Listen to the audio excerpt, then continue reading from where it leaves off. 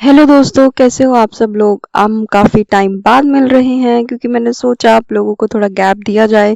History पढ़ पढ़ के आप लोग बोर हो गए होंगे, तो इसलिए काफ़ी टाइम बाद हम कंटिन्यू कर रहे हैं। और ये बहुत अच्छी न्यूज़ है कि हमारी हिस्ट्री का लास्ट टॉपिक है Nazism and the rise of Hitler. इसका फर्स्ट पार्ट मैं ऑलरेडी आपको दे चुकी हूँ वीडियो के रूप में। ये इसका सेकेंड पार्ट है दोस्तों, और इसका एक और पार्ट है, उसके बाद ये यूनिट कंप्लीट हो जाएगा। तो दोस्तों, जैसे पहले वीडियो में हमने ये पढ़ा था कि कैसे जर्मनी में डेमोक्रेसी नहीं इस्टेब्लिश हो पाई, क्योंकि जर्मनी एक ओवरऑल बहुत वीक कंट्री थी। जर्मनी में इकोनॉमिक क्राइसिस हो रखे थे, जर्मनी में पॉलिटिकल रेडिकलिज्म भी था, जर्मनी में कोई भी स्टेबिलिटी नहीं थी, और जर्मनी में बेसिक लाइवलीहुड को मीट करने के लिए भी इतना कैपेबिलिटी नहीं थी।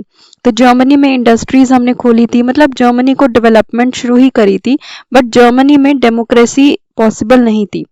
तो तो यही रीजन था कि जर्मनी में डेमोक्रेसी नहीं हो पाई, और एक रूलर आ गया जिसका नाम था हिटलर। तो आपको पता ही होगा दोस्तों, अडोल्फ हिटलर कितना पॉपुलर नाम है, और अडोल्फ हिटलर ने क्या रोल प्ले करा है जर्मनी में नाजिज्म को इस्टेब्लिश करने के लिए, और वो कैसा ब्रेव, और क्या मतलब एडवांटेजेस भी हैं उसकी, पर कुछ डिसएडवांटेजेस भी बहुत ज्यादा थी।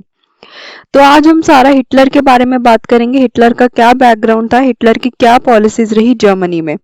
तो इससे पहले दोस्तों बस ये याद रखना कि जर्मनी में डेमोक्रेसी स्टैब्लिश नहीं हो पाई।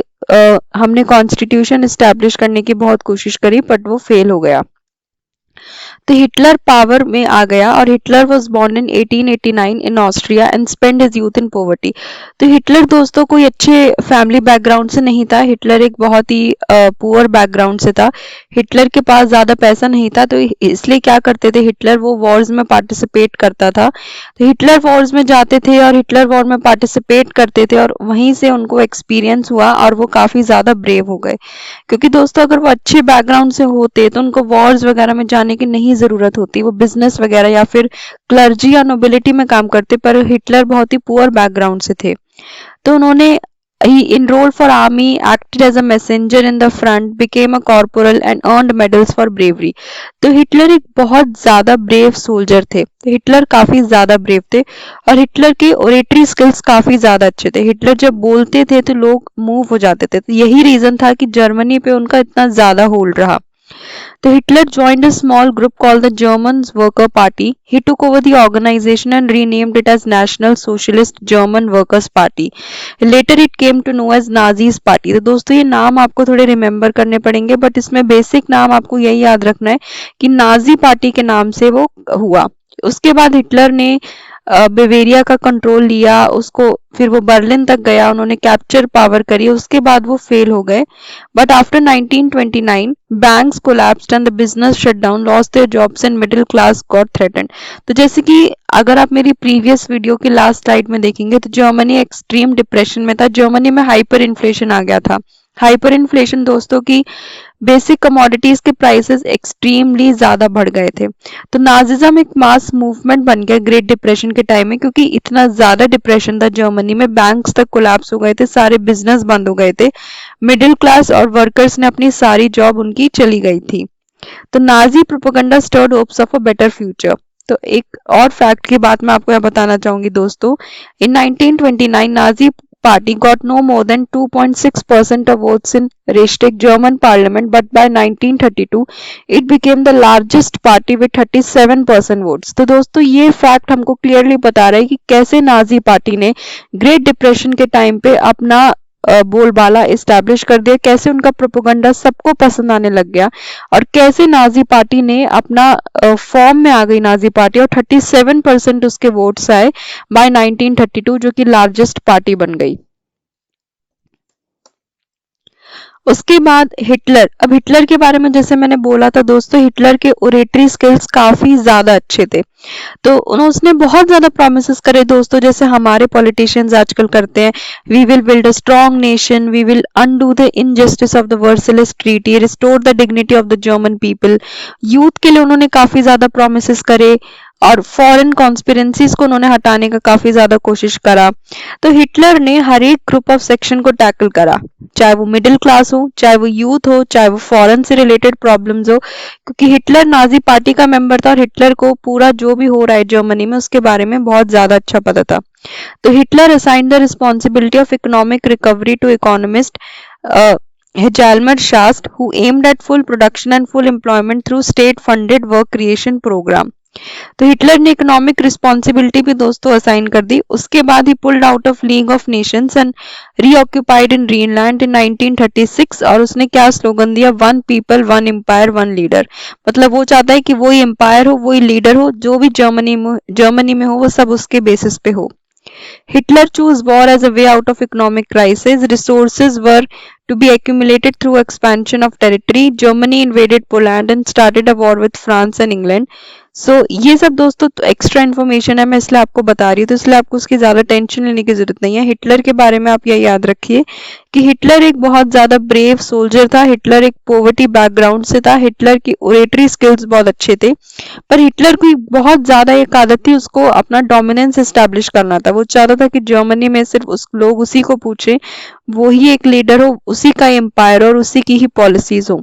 तो ये सारे पॉइंट्स उसी को ही हाईलाइट करें कि कैसे नाजी प्रोपेगेंडा ने हिटलर को एस्टैब्लिश कर दिया as a messiah, a saviour, as someone who had arrived to deliver the people from distress. तो यही है दोस्तों जिसमें हम कहते हैं हिटलर्स राइज टू पावर। उसके बाद हम बात करते हैं दोस्तों डिस्ट्रक्शन ऑफ डेमोक्रेसी की। President Hindenburg offered the chancellorship. Chancellorship का मतलब होता है दोस्तों the highest position in cabinet of ministers. तो जैसे ये मैंने वो चांसलरशिप लिखा है तो उसका मतलब है highest position in council of ministers. He set out to dismantle the structures of democratic rule. तो दोस्तों जैसे मैंने आपको बताया था जर्मनी में डेमोक्रेसी बिल्कुल भी सक्सेसफुल नहीं थी, और अब हिटलर के पैर और उड़ जाएंगे क्योंकि उसको चांसलरशिप मतलब उसको highest position in cabinet of ministers की पोजीशन दी गई थी। The first decree of 28th February 1933 suspended civic rights such as freedom of speech, press and assembly that has been guaranteed by Weimar Constitution. तो दोस्तों जैसे पहले video में हमने बात करी थी कि वेयमार कॉन्स्टिट्यूशन या वेयमार रिपब्लिक बिल्कुल भी सक्सेसफुल नहीं हुई, पर उन्होंने कुछ बेसिक राइट्स दिए थे जैसे freedom of speech and expression. वो सारे राइट भी चले गए थे क्योंकि अब एक प्रॉपर मोनार्क रूल था, एक वन लीडर या वन एम्पायर का रूल था जिसमें हिटलर को हाईएस्ट पोजीशन दे दी गई थी और बेसिक राइट सारे ले लिए गए थे।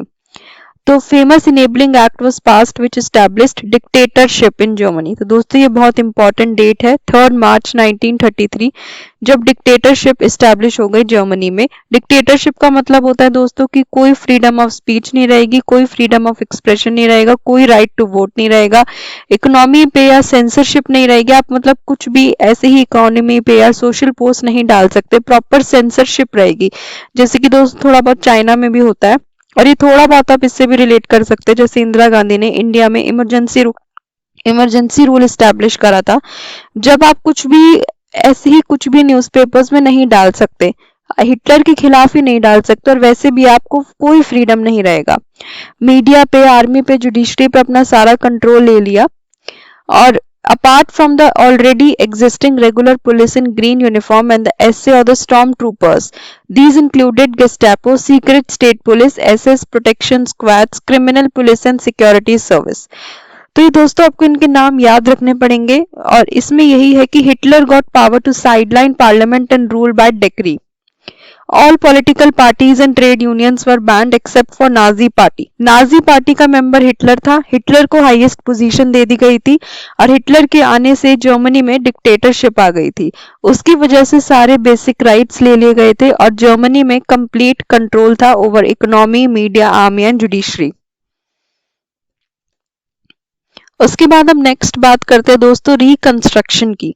तो रिकंस्ट्रक्शन क्या होता है दोस्तों? रिकंस्ट्रक्शन होता है कि ऑलरेडी हमारे एग्जिस्टिंग स्ट्रक्चर को हम दोबारा से बनाएं।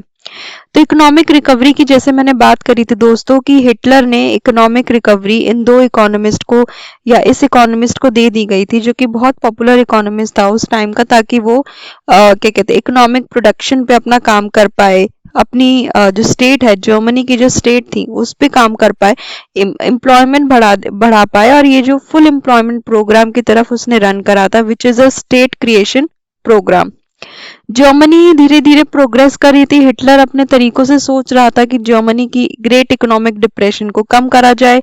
इकोनॉमी के लिए उसने इकोनॉमिस्ट को अपॉइंट करा, फुल एम्प्लॉयमेंट करी, हाईवेज की तरफ काम करा, इंडस्ट्रीज एस्टेब्लिश करने की तरफ काम करा, और ये सारे काम उसने करे, और डेफिशिट फाइनेंसिंग उसने इकोनॉमिस्ट की भी सुनी, जो भी वो कहते हैं।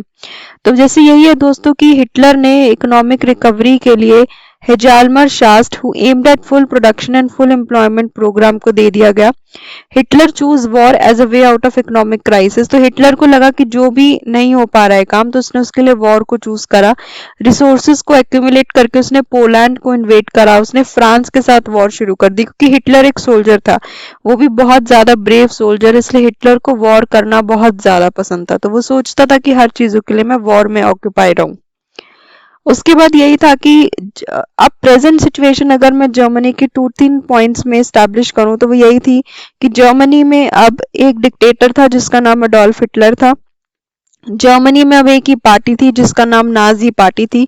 जर्मनी अब मूव कर रहा था थ्रू टुवर्ड्स इकोनॉमिक रिकवरी। इसके लिए साइंटिस्ट जिसका नाम है दोस्तों हाईलाइट करी है, जालमर सच को अपॉइंट करा था। वो फुल एम्प्लॉयमेंट और वर्क क्रिएशन प्रोग्राम की तरफ काम कर रहा था। अगर लगा कि हिटलर को कि इकोनॉमिक रिकवरी नहीं हो रही, तो उसने कुछ नेबर्स के साथ वॉर भी करी, जैसे फ्रांस के साथ वॉर करी, पोलैंड के साथ वॉर करी, और हिटलर चाहता था कि वन पीपल वन एम्पायर और वन लीडर का स्लोगन हो। और हिटलर एडवाइस भी मान रहा था इकोनॉमिस्ट की, और उसी हिसाब से काम भी कर रहा था। और जर्मनी में अब इंडस्ट्रीज एस्टेब्लिश हो रही थी, हाईवेज थे, और इस हिसाब से जर्मनी में अब प्रोग्रेस हो रहा था।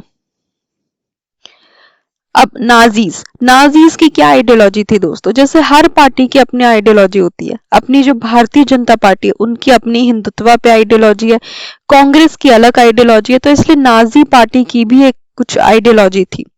तो Nazis are linked to a practice and set of beliefs कि there was no equality between people but only a racial hierarchy. तो दोस्तों आप इसको पढ़ के बोल सकते हैं कितनी गलत आइडियोलॉजी थी।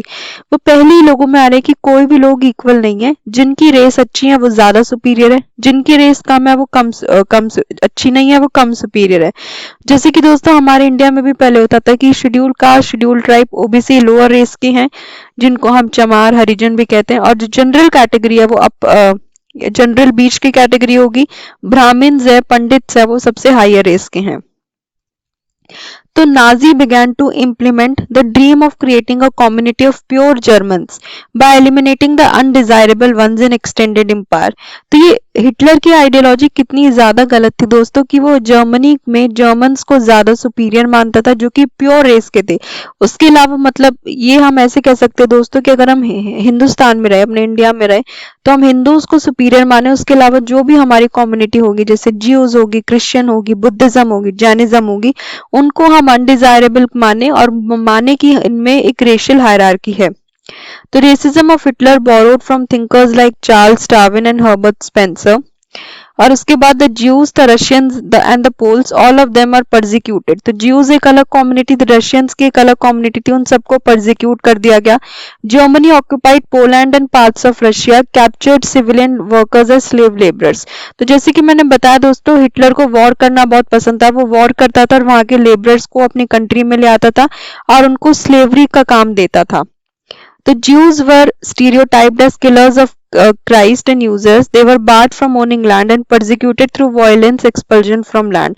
तो दोस्तों जर्मनी में ज्यूज के साथ बहुत ही ज्यादा गलत करा, क्योंकि उनको लगता था, हिटलर की ऐसी आइडियोलॉजी थी कि ज्यूज अच्छे नहीं है, ज्यूज किलर्स ऑफ क्राइस्ट हैं, और उनको हमको हर फैसिलिटी से बाहर कर देना चाहिए। Jews were compelled to leave the country through different means of terror and segregation. तो दोस्तों इसकी ओवरऑल हम ये कह सकते हैं कि नाजिज्म की आइडियोलॉजी थी, क्योंकि लोगों में कोई इक्वालिटी नहीं है, जर्मन से एक प्योर रेस है, और उसके अलावा जो भी रेस है उनको परसिक्यूट या बार कर देना चाहिए, स्पेशली ज्यूज को। नाजी सबसे स्ट्रॉन्गेस्ट रेस है और जो कि सरवाइव करेगी और वीक वंस को पेरिश करेगी। नाजीज में आर्यन रेस, तो दोस्तों ये नाम याद रखना, Aryan race was the finest, to retain the purity became stronger and dominated the world. Other aspect of Hitler ideology related to geopolitical concept of Lebensraum or living space. Hitler intended to extend German boundaries by moving eastwards to concentrate all Germans geographically in one place. तो Hitler की यही ideology थी कि सारे Germans एक साथ रहें, क्योंकि जर्मन्स एक प्योर रेस है और सारी रेसेस को हम अपने देश से हटा दें। और जो हिटलर क्या करता था दोस्तों, उसको और देशों के साथ लड़ाइयाँ करता था और वहां के लेबरर्स को हमारी जर्मनी में ले आता था। एस्टैब्लिशमेंट ऑफ रेशियल स्टेट, तो ये इसमें यही है दोस्तों, जैसे नाजी पावर में आई तो उन्होंने एक पूरा रेशियल कॉन्ट्रैक्ट या रेशियल कम्युनिटी एस्टैब्लिश कर दी, जिसमें था कि आर्यन सबसे ज्यादा प्योर है, सबसे ज्यादा हेल्दी और फाइनेस्ट रेस है। Under the euthanasia program, Helmut father had condemned to death many Germans who were considered mentally or physically unfit. Germany मैंने जैसे बताया दोस्तों, पोलैंड और पार्ट्स ऑफ रशिया को एक्वायर कर लिया ताकि और उनको स्लेव लेबरर्स बना लिया। ज्यूज को सबसे ज्यादा जर्मनी में सफर करना पड़ा, क्योंकि दोस्तों मैंने इसका रीजन बताया था, वो सोचते थे कि Jews were the killer of Christ, इसलिए ज्यूज को सबसे ज्यादा हम तंग करें। Hitler hated Jews based on the pseudo scientific theories of race, उसमें एक यही था दोस्तों कि Jews were the killers of Christ. Nazis terrorised, popularised and segregated the Jews, compelling them to leave the country. तो नाजीज ने Jews के साथ सबसे ज्यादा गलत करा दोस्तों, उनको लैंड नहीं दी, उनको रहने के लिए घर नहीं दिया, उनको बोला हमारे देश छोड़ के चले जाओ। उसके बाद दोस्तों ये मैंने नॉलेज चेक बनाई है आपके लिए। सो आई होप आपको ये नॉलेज चेक पसंद आएगा दोस्तों। और नेक्स्ट वीडियो जो कि Nazism and the rise of Hitler part 3 है, और जो कि इस टॉपिक का लास्ट पार्ट है दोस्तों, तो मैं चाहती हूँ कि आप उस वीडियो को प्लीज कमेंट कीजिए, शेयर कीजिए, सब्सक्राइब कीजिए और थोड़ा फीडबैक दीजिए दोस्तों, ताकि मुझे भी आइडिया हो कि मैं कहाँ लैग कर रही हूँ, मुझे किन पॉइंट्स पे ज्यादा फोकस करना चाहिए, या फिर अगर आपको कोई और टीचिंग मेथोडोलॉजी पसंद है तो उस पर फोकस करना चाहिए। तो दोस्तों प्लीज कमेंट कीजिए, और इन नॉलेज चेक क्वेश्चंस को मैं आपको होमवर्क के तौर पे दे रही हूँ। तो दोस्तों हम मिलते हैं नेक्स्ट वीडियो में। बाय।